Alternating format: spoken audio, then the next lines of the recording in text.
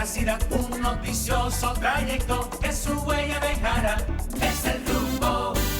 28 minutos después de las 8 de la mañana, aquí en el rumbo de la mañana, que es el rumbo del país. Un hombre del país, el patriota, don Rafael Fafa Taveras. Gracias, Domingo. En la República Dominicana tenemos un presidente que procede del empresariado de más alto nivel, que está prometiendo que va a ser un gobierno del cambio y ha comenzado a dar indicadores para terminar con la corrupción, para imponer la transparencia, para tratar de que la estructura funcional del Estado se adecue a parte de las exigencias de la modernidad. Y al mismo tiempo que estamos asistiendo aquí a esta novedad de un gobierno del cambio encabezado con un alto empresario, estamos recibiendo la información de que un campesino en Perú ha llegado electoralmente al poder y ha comenzado a ejercitar su gobierno y nombra a un primer ministro que se ubica en las posiciones más radicales política e ideológicamente de aquel país. Y tú ves aquí un empresario, allá un campesino radical planteando cambio los dos. Tienen algo en común. Hay alguna realidad en esta dimensión del cambio. Y yo quiero compartir con ustedes una pequeña reflexión. Después de la Guerra Fría, he reiterado muchas veces, ha desaparecido el pretexto para que la fuerza política del poder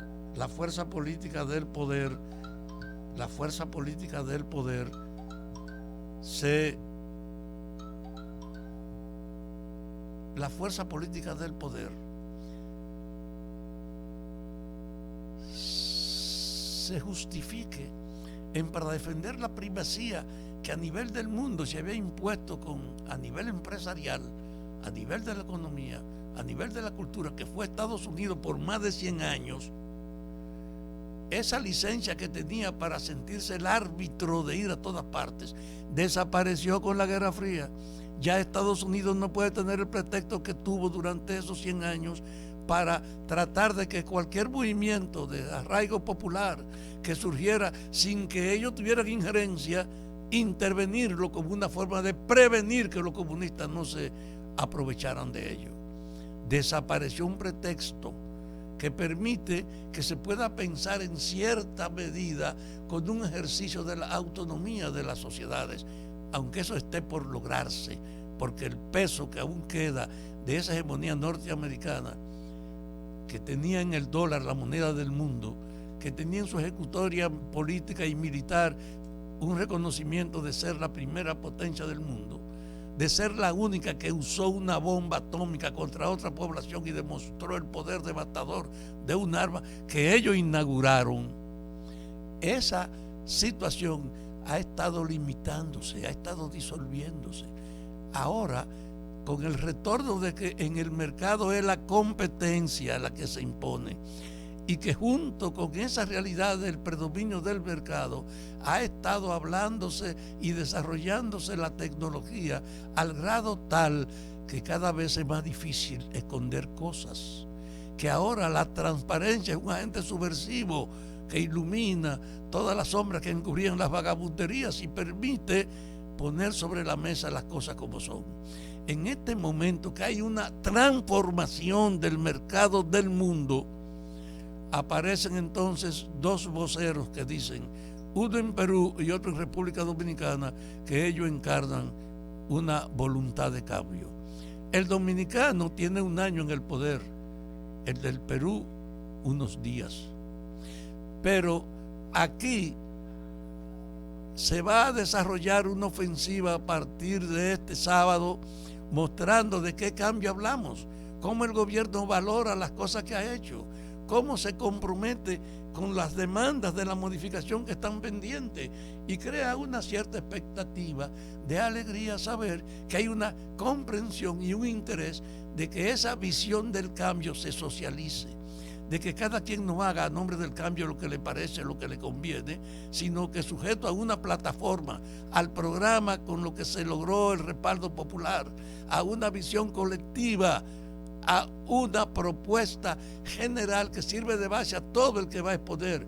Es decir, cada quien va a ser la expresión de esa visión del cambio que está en marcha y que se quiere. En este momento, pues, estamos viendo a un gobierno encabezado con un empresario propiciando una cierta modificación de una estructura que ha dejado cada vez una masa mayor de hambrientos, de desesperados, que hay un ambiente de injusticia social inocultable que el gobierno tiene que enfrentar. Y junto con eso es lo que me ha permitido repensar esto, aparece el presidente de Perú, que comienza nombrando a un radical para que sea primer ministro. Y allá reacciona entonces el capital preocupado porque al frente de ese gobierno está una gente que no viene del empresariado.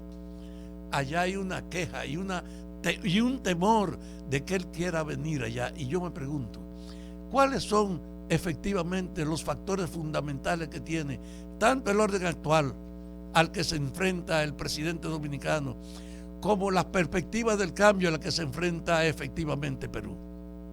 Miren, el capitalismo se impuso en el mundo y junto con la evolución y la tecnología ha permitido una globalización y las empresas son en cierta medida las dueñas del mercado.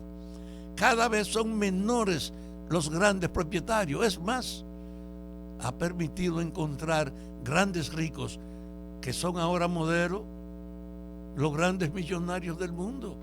Cada vez hay un círculo menor que controla las economías, lo que concentra en el capital, los grandes monopolistas, los que tienen la capacidad de internacionalizar para divulgar o para rehacer o para incorporar en sí mismo el trabajo de los otros. Y es tan grande esa labor del capital que esta mañana cuando yo pensaba en esto me puse a mirar. Oye, mi pantaloncillo está hecho en Honduras, mi franela está hecha en Pakistán, mi camisa estaba hecha en la India y mi traje estaba hecho en Italia.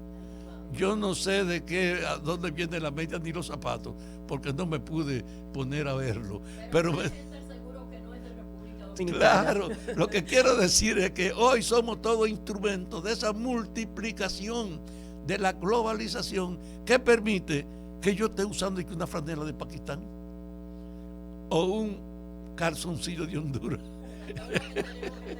Entonces ustedes también, si se pueden a ver, se dan cuenta que estamos instrumentalizados como mercaderes de la globalización del mundo. En ese sentido, que predomina cada vez mayor la concentración del capital, hay una muestra, se concentra cada vez más en lo poderoso. Se crea una situación que obliga a las propias naciones a luchar por su autonomía, porque hay un inmenso nivel de consideración para los grandes capitales, y eso ha transformado que los estados organizado en gobierno, terminen el gobierno estando al servicio del mercado y del capital. Hay ahora mismo una sumisión global de los gobiernos a ese predominio creciente del capital. Pero el resultado es que hay tanta injusticia, hay tanta discriminación, que se está diciendo no se puede ser indiferente a que se consolide y crezca ese predominio del capital donde solo importa la ganancia y donde ellos pueden imponer una exención fiscal para lo suyo o dominio y absoluto control de un área de mercado. Hay una batalla ahora por tratar de cómo equilibramos que los gobiernos no sean un simple instrumento del mercado, y por el otro lado está el temor de esos mercaderes que dominan el mundo de que la fuerza del socialismo pueda reaparecer. Y yo les digo, también en la visión del socialismo hay un límite. La idea de incorporar la administración pública para que pueda hacerse con equidad a todo el mundo es lógica y es racional. Ahora, lo que no es racional es que se haya querido erradicar la diversidad de la expresión política y de que entonces los partidos comunistas o los partidos revolucionarios concentren el poder y desprecien la diversidad y participación de la gente. No es posible homogeneizar el control y someter, cuando ahora la gente cada vez más tiene un medio para participar, para hacerse oír, para comunicarse, para intercambiar con otros en el desarrollo tecnológico de la comunicación. En un momento que la ciudadanía tiene cada vez más recursos para ejercerse, tú no puedes plantear como futuro la eliminación de la diversidad participativa en nombre de la concentración del poder en un partido. Y yo encuentro esas dos cosas: el monopolio del poder político en el socialismo y en la concentración del poder en el capitalismo. Son dos extremos que obligan a repensar el mundo, porque la gente ya no es el instrumento para que lo dominen los poderosos, que lo inducen en las elecciones con propaganda a votar por ellos y después a depender de lo que hagan y decidan lo que mandan. La gente tiene conciencia para reclamar sus derechos, para pedir y analizar frente a la realidad de lo que le conviene. Es decir, hay un cambio en la conciencia del mundo que tiene que expresarse también en un reordenamiento total de los estados. El mundo no puede seguir siendo un espacio para el monopolio de la concentración internacional del capital como ha sido hasta ahora, y tampoco puede ser relevado por una modificación que, aunque es justa en el hecho de plantear un control del poder político, de la economía, para que no hayan esas exclusiones. Ahí usted sabe lo grande que tú le digas a un infeliz: tú tienes derecho a formarte en la educación sin tener que pagar, y tú tienes la garantía de la salud sin tener que pagar. Eso es un reclamo que tiene razón y lógica para que en el mundo crezca. Ahora ustedes dicen: en la República Dominicana hay más internos en las clínicas por el virus que en los hospitales, y yo pienso: el virus se está afectando cada vez más a los que tienen pequeña o mediana propiedad, porque los que no tienen afectados por el virus no pueden ir a una clínica aunque la deseen. Es una muestra de esa diversificación de la sociedad.